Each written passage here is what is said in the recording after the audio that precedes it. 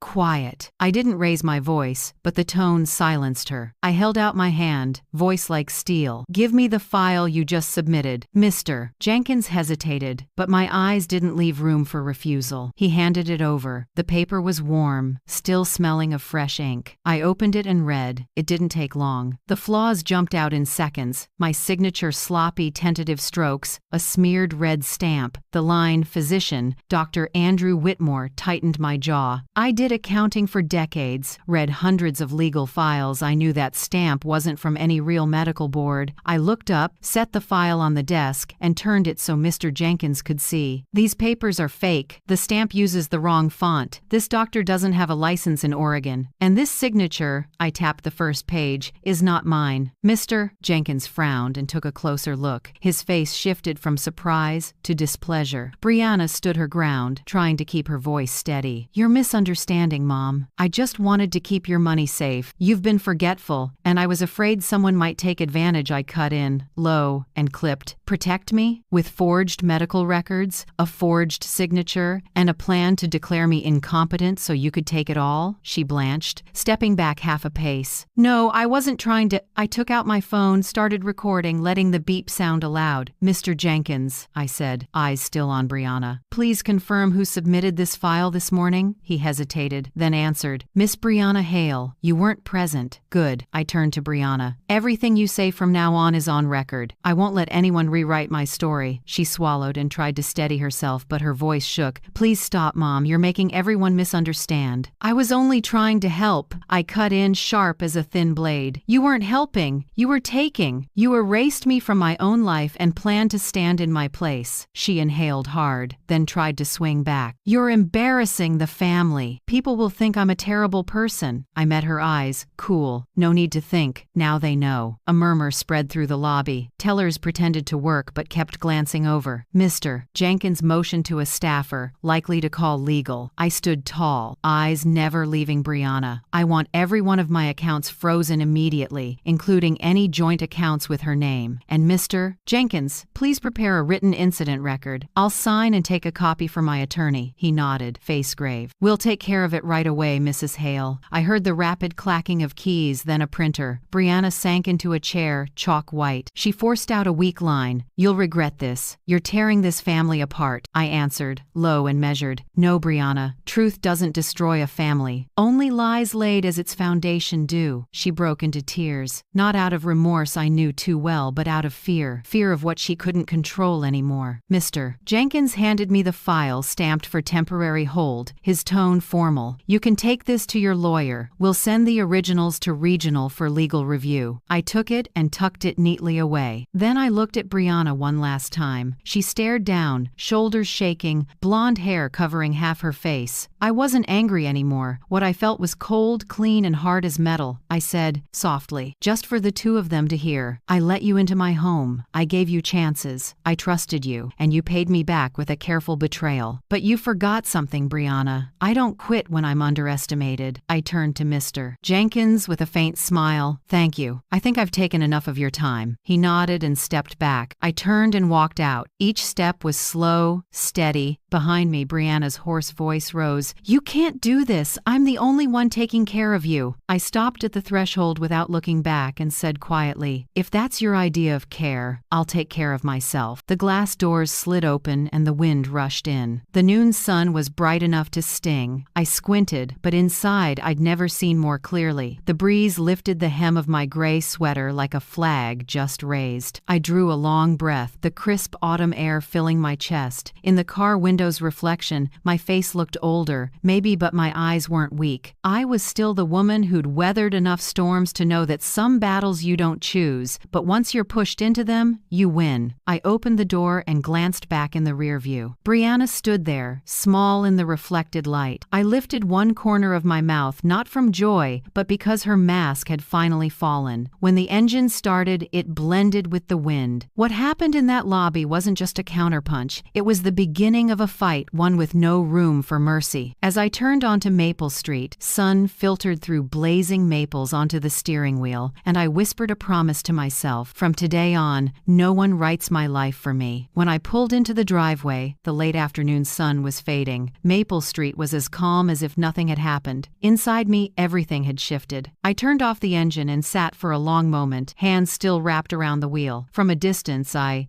saw a figure on the porch. Daniel, my son. He stood, with his arms crossed, face set like he was bracing for a storm. The door opened, and there was Brianna on the sofa, eyes red, tissue in hand. Months ago, I might have softened at the sight. Now, it looked like a clumsy play. I walked in and set my bag down. The house was so quiet it felt heavy. No one spoke for several seconds, only the clock ticked, and my heart beat slow and steady. Daniel spoke first, trying to steady his voice, but I heard the wobble. "Mom, I think you're misunderstanding. Brianna, she only wants what's best for you." I looked at my son for a long time. Those eyes once filled me with pride. Now they hurt. "What's best for me?" I asked softly but firmly. I took the file from my bag and set it on the coffee table. The dry thud echoed in the still room. "Is forging my signature what's best?" Brianna let out a small sob, fists clenched at her skirt like she was the victim. Daniel glanced at her, then back at me. His eyes dodged mine, unable to hold my gaze. In them I saw not just confusion, but fear